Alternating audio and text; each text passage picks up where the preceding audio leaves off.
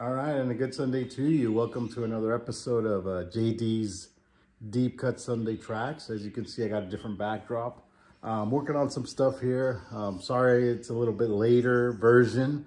Just got back from Vegas. Wanted to do one from Vegas, but didn't have the vinyl there with me. Had some plans, but they didn't fall through. But we're back. We're back. Thank you for your patience. Hopefully, you've been liking the last episodes. So today we do have a special one, consisting of a great band that's big as the universe, one of the biggest bands ever, but they do have a lot of different phases of the band.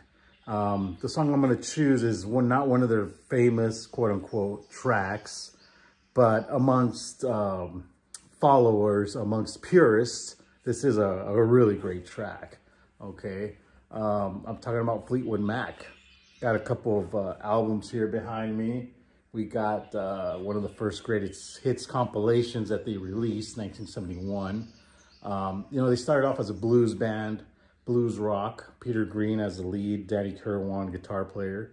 And then they morphed into more of a, I'm kind of getting ahead here, more of a pop, rock, soft rock, if you will. But still a great band, not taking anything from that. My favorite phase of the band or version is the early stuff. Of course, you can't deny Lindsey Buckingham as a great guitar player. But again, Peter Green for me was a mastermind. Danny Kirwan, great guitar player. You know, Mick Fleetwood and John McVie stayed with the band throughout, but they had their change, you know, after Peter Green's fallout. They had to continue morphing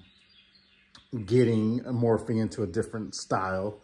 You know, I'm a purist. I'm very detail oriented, so I really delve deep into the music part aspect of bands. Fleetwood Mac is one of my favorites, up there, you know. When I talk about Fleetwood Mac, you know, I kind of let people just talk about them. You know, they're just going to talk about Dreams, Go Your Own Way, you know, all the pop hits, you know, Seven Wonders. Although I do love Christine McVie. I love her stuff, her participation in the band. Of course, you know, you got Stevie Nicks. That's on a whole nother level. But let's get back to the song. It's called Oh Well, okay, part one. This song was introduced first in 1969 as a single, and then it was released on the Then Play On album. Listen to that version, okay? I got the version here from one of the greatest hits compilation albums, okay? Then Play On part one, and then part two's there too. But again, part two is more of a classical guitar, kind of the same intro as part one. The live version is excellent, okay? The live version of Oh Well is really great, okay? I got the compilation album here, which contains a bunch of blues stuff, okay? Cheers to you. I've been on a mezcal trip as of late. I've always liked mezcal, but now it's just the biggest thing, okay? I'm a tequila lover. I love tequila, but mezcal, it's just a little bit more pure, a little bit more smooth. Although there's some tequilas that, you know, I won't argue are great. Tierra Noble, okay. Shout out to my friend Kenyo, Guadalajara, Arriba Guadalajara. He introduced me to Tierra Noble. Has introduced me to great tequilas, okay. This one's for you, okay. Cheers, brother, okay. Very smooth, very smooth. This was one of the mezcalas that was brought back from Oaxaca. Hey, my significant, my love. But going back again, talking about this Fleetwood Mac Oh Well. This song again came out as a single. It was released as a single first, and then they put it on an album. US versions, presses, so kind of different thing going on there with this. So you had the lineup of Mick Fleetwood, of course, John McVie, Peter Green on lead guitar, vocals, Danny Kirwan on rhythm guitar. Okay, that was a band right there. Okay, so you got a 4-piece going on there.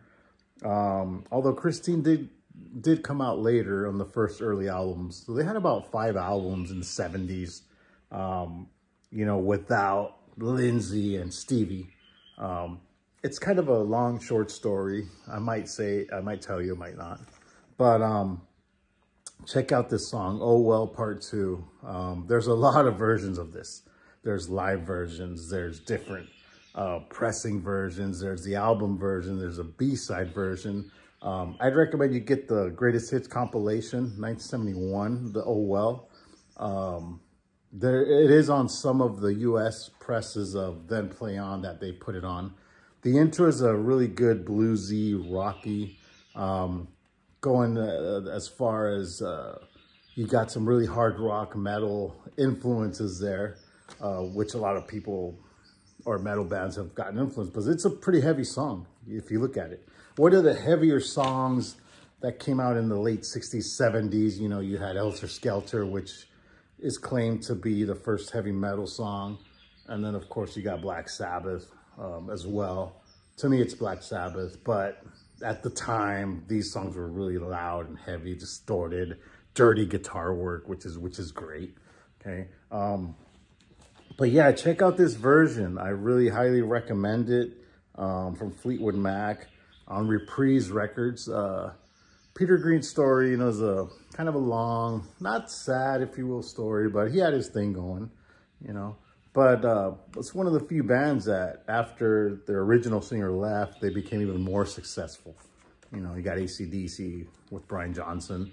Although I'm a purist again, I love, you know, the first singer, you know, Bon Scott, you know, couldn't forget Bon Scott, okay. But great sound, great guitar work. September of '69 it came out as an A-side, then released on the album, okay. But yeah. This is one of the other compilation albums. Not on this album, okay. This album contains a lot of their blues, a lot of blues stuff, but it's great. I mean, they did the blues. I don't want to sound, you know, like giving some favoritism here, but they did the blues really good. English band doing the blues, okay. But check out Oh Well. Oh Well. Best version, I think, is on the '71 compilation album, Fleetwood Mac. Picture of Peter Green. A little anecdote here. Kirk Hammett just purchased one of Peter Green's guitars. I think it's a Manalishi one, but he just purchased it. It's a Les Paul. It's a green one. Check it out. It's a pretty good video on YouTube. I know I've read that he's a Fleetwood Mac purist, big fan of Peter Green's guitar work. That guy was a genius. May rest in peace. Genius guitar player, dirty, loud, clean, you know, really clear guitar stuff there. You will not get any of this nowadays, okay? I've been listening to a lot of pop sounds as of late. You know, I love music, so I give the new generation a chance. But it always goes back to where you got the new kids loving the old stuff. You can't deny the old stuff, and that's why I do this channel, JD's Deep Cut Sunday Tracks, okay? But hopefully you enjoyed the episode. I'll catch you on the next one, and more to come, all right? Peace.